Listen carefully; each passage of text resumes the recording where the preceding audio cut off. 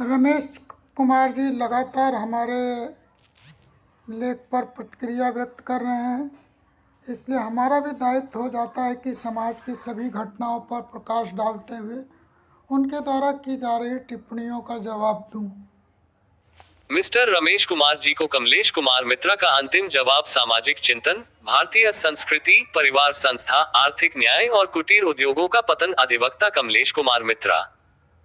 नमस्कार Ramesh ji, folded hands. आपकी प्रतिक्रिया पढ़ी। आपने मेरे वीडियो पर भारतीय संस्कृति में इंद्र की अप्सराओं, देवदासियों और वेश्या व्यवस्था का उल्लेख किया और यह आरोप लगाया कि मेरी पोस्ट जातिवाद को बढ़ावा देती है। मैं आपकी भावनाओं का सम्मान करता हूं, परंतु सत्य को स्पष्ट करना आवश्यक है। यह मेरा अंतिम जवाब है, क्योंकि बहस से अधिक महत्वपूर्ण है समाज को जागृत करना और आर्थिक समानता के लिए संघर्ष करना। Folded hands. भारतीय संस्कृति और परिवार संस्था, अप्सराएं पुराणों में प्रतीकात्मक है। वे मानवीय इच्छाओं, सौंदर्य और प्रलोभन का चित्रण करती है, न कि कोई ऐतिहासिक वेश्या व्यवस्था।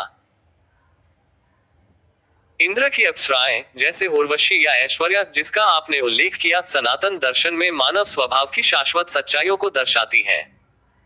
देवदासी प्रथा प्राचीन मंदिर परंपराओं से जुड़ी थी, जहां नृत्य और भक्ति थी, लेकिन समय के साथ इसमें विकृतियां आई। यह उच्च वर्ण या अमीरों तक सीमित नहीं थी, ये समाज की सामूहिक जिम्मेदारी थी।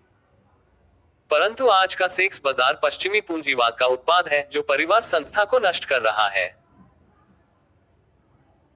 मेरे वीडियो में मैंने यही कहा था, हमें पूर्व के संस्कारों की ओर लौटना चाहिए, जहां परिवार मजबूत था, और पश्चिमी बाजारवाद से बचना चाहिए। Folded hands. जातिवाद का प्रश्न। आप कहते हैं कि वेश्या व्यवस्था उच्च वर्ण और अमीरों के लिए थी। यह आंशिक सत्य है, लेकिन मुख्य समस्या आर्थिक विषमता है। भारतीय समाज में जातियां कर्म और व्यवस्था पर आधारित थीं।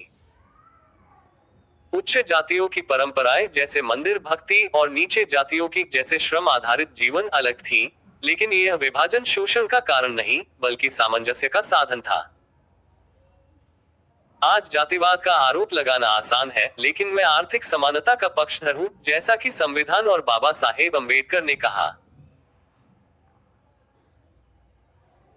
मेरा आंदोलन शोषण को खत्म करने के लिए आर्थिक न्याय पर केंद्रित है, न कि जाति आधारित द्वेष पर। Folded hands. कुटीर उद्योगों का पतन और सेक्स बाजार। वर्तमान सरकार ने पिछले 11 वर्षों में कुटीर उद्योगों को लगभग समाप्त कर दिया है। श्रमिक अब या तो सेक्स बाजार पर निर्भर हैं या सरकार के 5 किलो राशन पर। इससे सेक्स बाजार चरम पर है। घर की महिलाएं सोशल मीडिया के माध्यम से इस बाजार में उतर रही हैं, और पुरुष मौन है। Folded hands. कुटीर उद्योगपति वैश्वीकरण के दबाव में बड़े व्यापारियों के साथ समझौता कर चुके हैं। समानता के नाम पर महिलाओं को प्रमुखता दी जाती है, लेकिन उनका उपयोग सेक्स बाजार में हो रहा है। ओयो होटलों में ज्यादातर रिसेप्शनिस्ट महिलाएं हैं, पा के रूप में सामान्य महिलाएं नियुक्त की जाती हैं, और फ्लाइट में हॉस्टेस भी ज्यादातर महिलाएं हैं। ये सब एक बड़े सेक्स बाजार का हिस्सा है, जो पश्चिमी जगत की नकल में भारत सरकार द्वारा समर्थित है। ये हमारी जनता की इज्जत को नीलाम करने जैसा है। Folded hands. आर्थिक समानता और बैंकों की भूमिका। जब तक आर्थिक समानता नहीं आएगी, लोग अपनी तृप्ति के लिए मूल्यवान वस्तुओं, चाहे वह जेवर हो या स्वयं स्त्रियां, को बाजार में उतारते रहेंगे।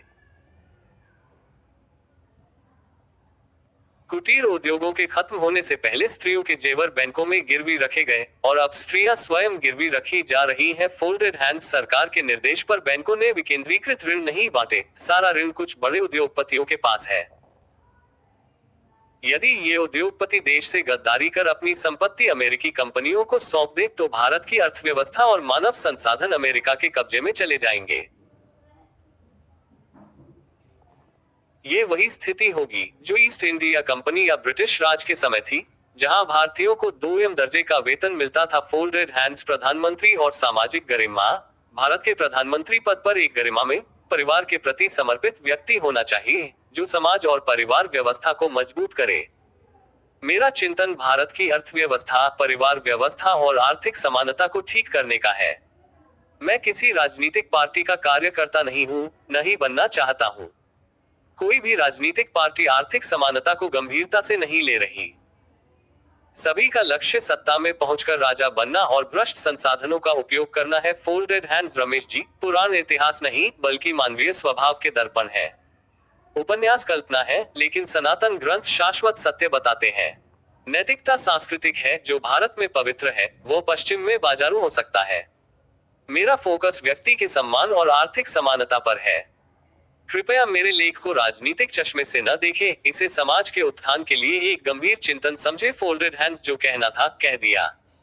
अब बहस समाप्त। फोल्डेड हैंड्स आगे समाज और अर्थव्यवस्था के उत्थान में योगदान दे। सामाजिक चिंतक अधिवक्ता कमलेश कुमार मित्रा।